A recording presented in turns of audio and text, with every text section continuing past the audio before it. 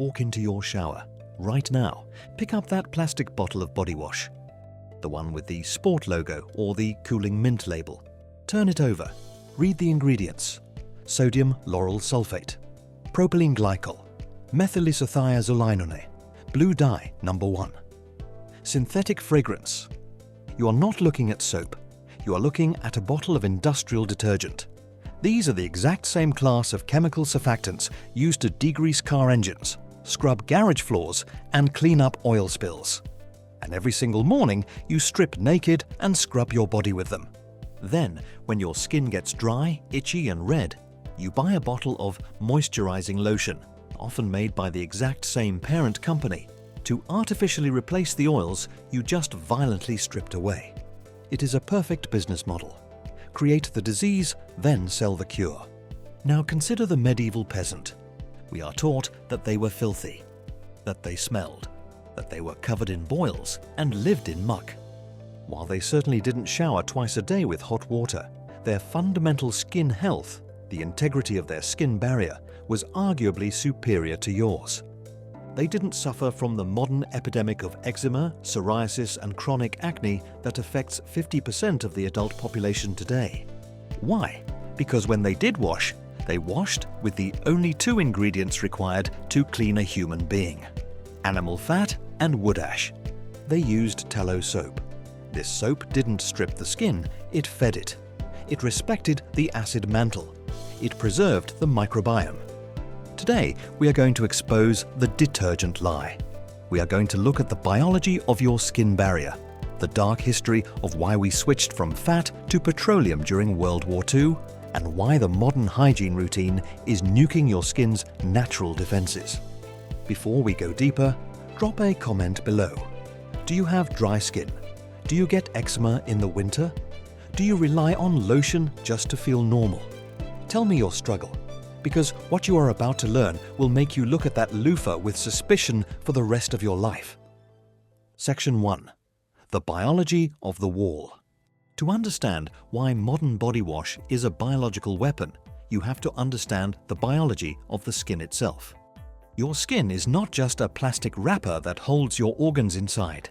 It is a complex, living ecosystem. It is your first line of defense against the world. The outer layer of your skin is called the stratum corneum. Think of it like a brick wall. The bricks are your skin cells, corneocytes. The mortar holding them together is a mixture of lipids, fats, specifically ceramides, cholesterol, and fatty acids. This mortar is crucial. It creates a waterproof seal. It keeps the hydration inside your body, preventing transepidermal water loss. And it keeps bacteria and viruses outside. On top of this wall sits the acid mantle. This is a fine film of sweat and sebum, oil, that covers your entire body. The acid mantle is slightly acidic, with a pH of around 5.5. This acidity is a chemical weapon. Pathogenic bacteria, like staph and strep, hate acid. They cannot survive in a pH of 5.5. But your beneficial bacteria, your skin microbiome, love it. Trillions of good bacteria live on your skin. They eat your sweat. In return, they produce anti-inflammatory peptides. They literally manufacture natural antibiotics to protect you. The medieval peasant didn't know what a ceramide was. He didn't know what a pH scale was. But his hygiene routine accidentally respected this entire system. The modern hygiene routine is designed to destroy it. Section 2. The villain. Syndets. So, if tallow soap worked for thousands of years, why did we stop using it? We didn't stop because we found something better. We stopped because we ran out of fat. The shift happened during the World Wars. In World War I and II, animal fats, tallow and lard, became precious strategic resources. Governments needed fat to make glycerin for explosives, nitroglycerin. They needed fat to feed soldiers. They could not afford to waste fat on making soap for civilians. So, German scientists developed a synthetic alternative. They derived cleaning agents from coal tar and petroleum byproducts. They invented Syndets, synthetic detergents. These chemicals could foam and clean like soap, but they required 0 cows and 0 pigs. They were cheap, shelf-stable, and derived from the booming oil industry.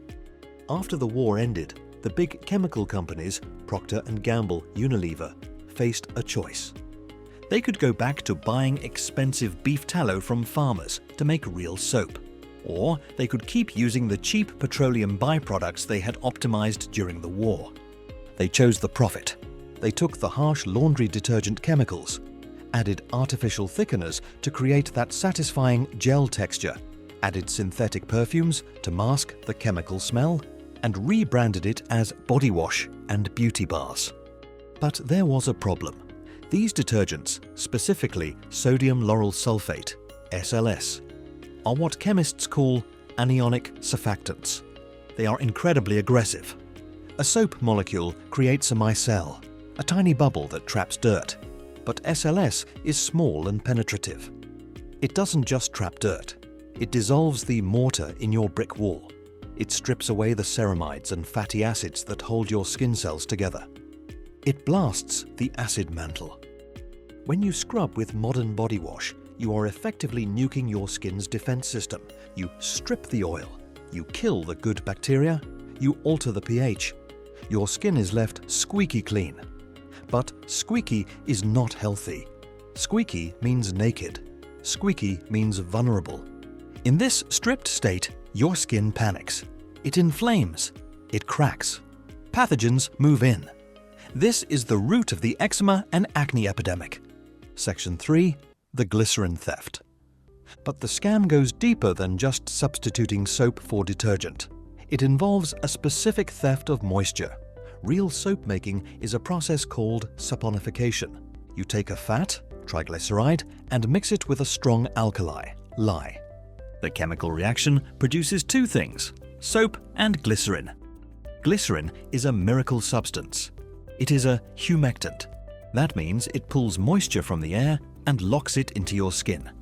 In a block of handmade medieval soap, the glycerin is naturally trapped inside the bar. When the peasant washed, he was cleaning his skin, but he was also coating it in glycerin. He was moisturizing while he washed. But in the modern industrial process, glycerin is viewed as liquid gold. It is more valuable than the soap itself. So, manufacturers use salt to separate the glycerin from the soap mixture during production. They skim it off, they sell the glycerin to the lotion industry, or they use it to make high-end moisturizers. They leave you with a bar of soap that is devoid of its natural moisturizer. It is harsh. It dries you out. Then, the same company takes that stolen glycerin, puts it in a plastic bottle, labels it Intensive Repair Lotion, and sells it back to you for $10. You are paying twice for what your ancestors got for free in a single bar. They break your leg to sell you the crutch. Section 4. The tallow advantage. So why is tallow specifically the answer? Why not olive oil or coconut oil? Plants are great, but cows are mammals. The fatty acid profile of grass-fed beef tallow is startlingly similar to human sebum, the oil your skin produces. It is roughly 50% saturated fat. It is rich in stearic acid, oleic acid ounce, and palmitic acid. This biological compatibility is key. When you wash with tallow soap, it is lipophilic. It mixes with your skin's oils rather than obliterating them. But the real magic is the nutrient density. We talked about vitamins A, D, K, and E in our previous videos on diet. Guess what? Those vitamins are transdermal. They can be absorbed through the skin. Grass-fed tallow is loaded with them. Vitamin A promotes cell turnover, like a natural retinol. Vitamin D supports the immune function of the skin barrier. Vitamin E is a potent antioxidant that protects against UV damage. Vitamin K2 helps maintain skin elasticity. When you use tallow soap, you are essentially washing with a multivitamin. Compare this to coconut oil. Coconut oil is great for eating, but in soap it can actually be too cleansing. It has a high cleansing value that can strip oil if not balanced correctly. Tallow is gentle. It is the Goldilocks fat. The medieval peasant didn't know about stearic acid, but he knew that when he washed with tallow soap, his hands didn't crack in the winter cold. Section 5. The water and the microbiome. But the soap is only half the battle. We have to talk about the water. Medieval people bathed in streams, rivers, or rainwater collected in barrels. This is soft water. It is free of dissolved minerals. Modern tap water is often hard water, loaded with calcium carbonate and magnesium. When hard water hits soap, it creates soap scum. This is annoying, but it's not the real danger. The real danger is chlorine. We treat our municipal water supply with chlorine to kill bacteria in the pipes. It is a necessary evil to prevent cholera. But your shower is not a pipe. It is a biological chamber. When you take a hot shower, the chlorine vaporizes. You are standing in a cloud of mild chlorine gas, and the liquid water is blasting your skin. Chlorine is a biocide. It kills life. It does not distinguish between the bad E. coli and the good Staphylococcus epidermidis or the ammonia-oxidizing bacteria AOB that live on your skin. These AOBs are critical. They consume the ammonia in your sweat, which smells bad, and convert it into nitrite and nitric oxide, which are anti-inflammatory. Modern humans have almost zero AOBs on their skin. We have scrubbed and chlorinated them into extinction. This is why we smell so bad. Without the good bacteria to eat the ammonia builds up. We stink, so we scrub harder with antibacterial soap, which kills more good bacteria, which makes us stink more. It is a vicious cycle. The medieval peasant smelled like smoke, wool, and sweat, but he likely didn't have the acrid, chemical body odor that modern people develop when they skip a shower for one day. His microbiome was intact. It was doing the work for him. Section 6. The Intelligent Rebellion. The Protocol. So, how do we exit the matrix? How do we wash without destroying ourselves? We are not suggesting you stop bathing. We are not suggesting you go feral. We are suggesting you wash like a mammal, not like a car. Step 1. The tallow reset. Throw away the body wash. Throw away the beauty bars that are really detergent bars. You need old-school cold-processed soap. Look for the holy trinity of ingredients. Grass-fed tallow. That's it. Maybe some essential oils for scent. Maybe some goat milk. But no SLS, no parabens, no phthalates. When you switch to tallow soap, you will feel a difference immediately. Your skin won't feel squeaky. It will feel soft. That is the barrier staying intact. Step 2. Stop the daily scrub. You have been brainwashed to believe you need to soap your entire body every day. Unless you work in a coal mine or you rolled in poison ivy, your shins, your back, and your forearms do not need daily soaping. Water is a solvent. It rinses away dust and sweat just fine. Focus the soap on the pits and bits, underarms, groin, feet, the areas that produce odor. Leave the rest of your microbiome alone. Let it breathe. Step 3. The temperature control. Hot water is a solvent. The hotter the water, the more oil it strips. Medieval baths were rarely scalding. Heating water took work. We have unlimited hot water and we abuse it. We stand in boiling water for 20 minutes, flushing our skin and dissolving our lipids.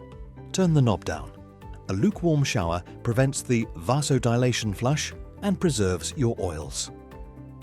Step 4. Mechanical exfoliation. Modern exfoliants use plastic microbeads or harsh acids. Medieval people used linen cloths or horsehair brushes. Get a natural bristle brush. Before you shower, do dry brushing.